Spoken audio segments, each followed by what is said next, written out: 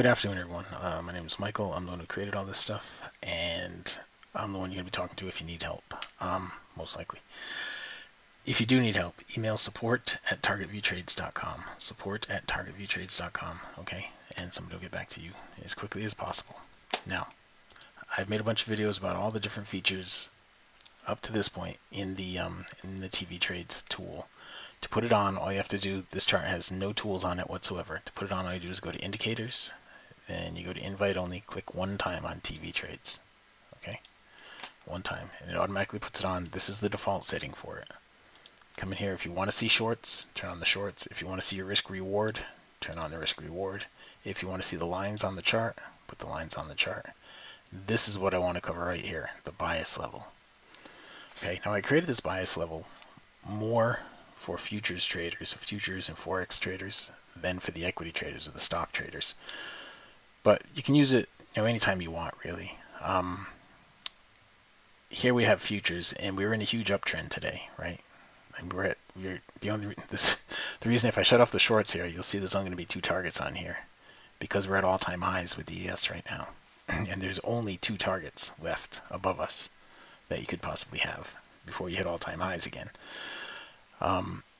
So that right there is the all-time high, 5333.5. If I throw this on, you'll see that the short targets, there's plenty of short targets. There's no shortage on the short targets. But the bias level. Now, the whole theory behind TV trades is that you don't have indicators on the chart, all right? Because indicators, they make people second guess. They make people think that they know better and they've seen it all before, and that you know exactly what's going to happen. But you don't. You don't know. You get a good idea, and you might do something right, and you might do something wrong, and then you're going to be kicking yourself if you do something wrong, and you didn't have an indication to do anything at all, and then you do it wrong anyway. The whole idea behind TV trades is to just take that out of your mind. So you don't have any indicators at all. You have an indicator that tells you when to get in. You have all the information you need to know about the trade, where to put the stop, where to enter, how much the risk reward is, and where your targets are. Everything you need to know about a trade is right there in front of you. You don't need to know anything else about the trade. All right? So, I know people tend to like to have, if they've been trading for a long time and they have a whole bunch of baggage, and, they'll have, well, I do a lot of things, right? So let's just say we'll throw something else on, we'll throw an oscillator. Okay, we'll just throw an oscillator on there. You could use that to trade. You could say, I'm only going to take, I'm only going to take trades when it gives me the right kind of separation. Nothing in here corresponds to any of these things right now, the way I would normally use it. But you could throw that on there and use it, but that would be wrong. And right now, it would have kept me out of that trade. It would have gotten me in that one that didn't go anywhere. It would have kept me out of that one. It would have kept me out of that one. And it would have kept me out of that one. All which are good trades. Using it the way that I would normally use that tool, that indicator. So don't second guess it, all right? Go with what it says. Don't put any indicators on the chart.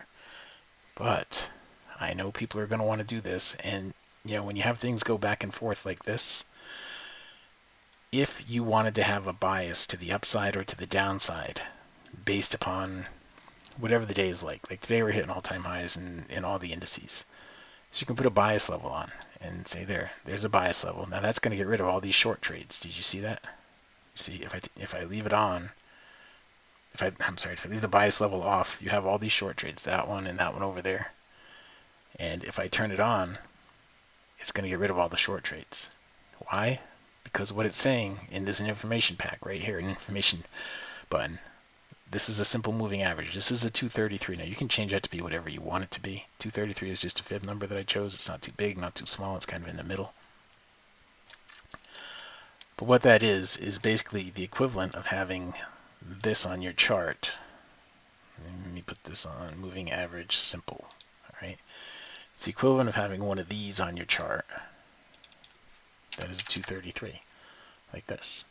Okay.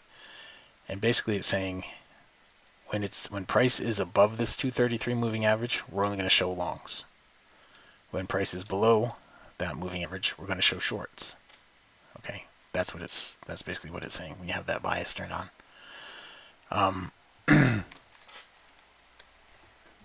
so that's, I mean, that's as simple as it gets right there.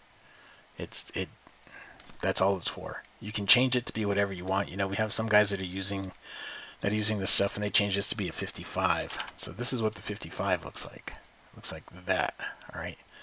And you don't want to see it. If you see this, you'll second guess yourself. All right. But if you put on the 55, then you should only be getting longs when it's above it and shorts when it's below it. For some reason, this doesn't seem to be updating very well. But that's what that is about. All right. It puts a bias on the chart for you. And you don't need to see. Oh, that's why it's not doing it, because I don't have it turned on. Duh. There you go. Okay, so we got rid of all the shorts. Hang on, let me put that back on. I didn't have it turned on. Let me put it back on there so you can see it again. And here it is. And let's put it on with the 233. Okay. Now, you knew about the 233 getting rid of everything, but back here there was a place where it should not have been displaying longs. I don't have the shorts on either, do I? Do I have shorts on? I do have shorts on. Okay. Well, anyway.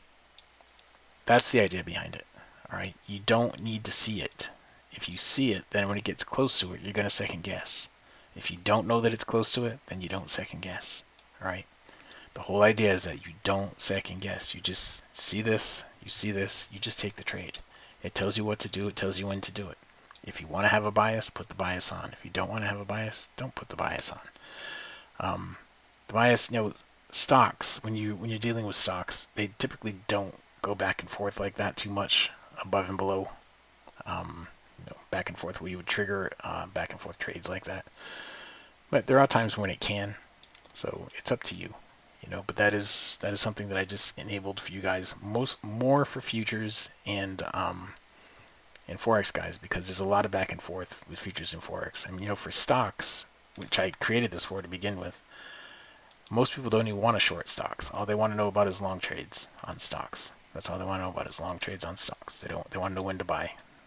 They don't want to know when to short it because they don't want to short it. But the shorts can be really useful in a lot of different ways. You can leave it on until it tells you to go short, which you get out of a trade. You could leave it on if you use a larger time frame to buy options. You can buy puts when you get if you're on a much larger time frame, like let's say you're on a 30-minute. And on a 30-minute, while we have our calls in here, I think, let me just see, do we have everything on? No, I don't have the shorts on. Okay. On a 30-minute, if you got the indication to go short on a 30-minute, you could buy some puts right here. Buy some puts, and down it goes. You could buy some puts right here, and down it goes. And that's a couple of days worth of downward movement right there. And that would, if you're buying options, that's a couple of days worth of downward movement that's going to result in really good returns in options. Okay. Just throwing that out there. That is what the bias level is for. That's how you can use the bias level to only have longs if you're above it, only shorts if you're below it. All right. And that's it for the bias level. I think this is my longest recording so far.